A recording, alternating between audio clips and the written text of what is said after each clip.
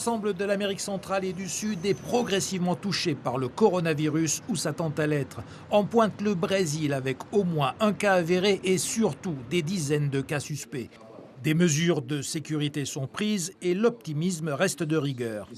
Sao Paulo a un système structuré qui peut fournir la meilleure réponse au virus.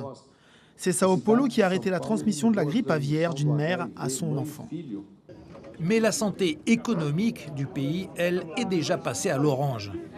Ce qui se passe au Brésil est exactement ce qui se passe dans d'autres pays. Les usines ferment, les écoles aussi, la circulation des personnes est plus limitée, le tourisme baisse. Cela a donc un impact. Autre nation concernée, l'Équateur et le Mexique. Dans ce pays, après confirmation du premier cas, l'Église a suspendu la remise d'hosties dans la bouche lors de la communion et interdit les contacts lors des messes, comme ici dans la célèbre basilique de Guadalupe. Le prêtre a insisté pour qu'on ne se serre pas la main et qu'on ne s'embrasse pas, pour éviter l'épidémie. Au Pérou, où aucun cas n'a encore été déclaré, la proximité avec le Brésil fait craindre le pire. On contrôle les voyageurs. Et à Lima, 5 hôpitaux sont déjà sur le pied de guerre.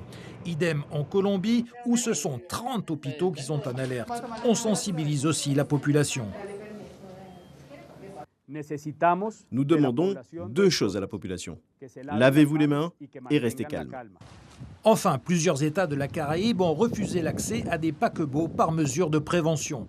Comme pour le Brésil, si le bilan sanitaire du coronavirus est encore difficile à prévoir, dans des pays où le tourisme pèse lourd, la facture économique risque d'être salée. Suivez l'info sur Guyana Première, télé, radio et Internet.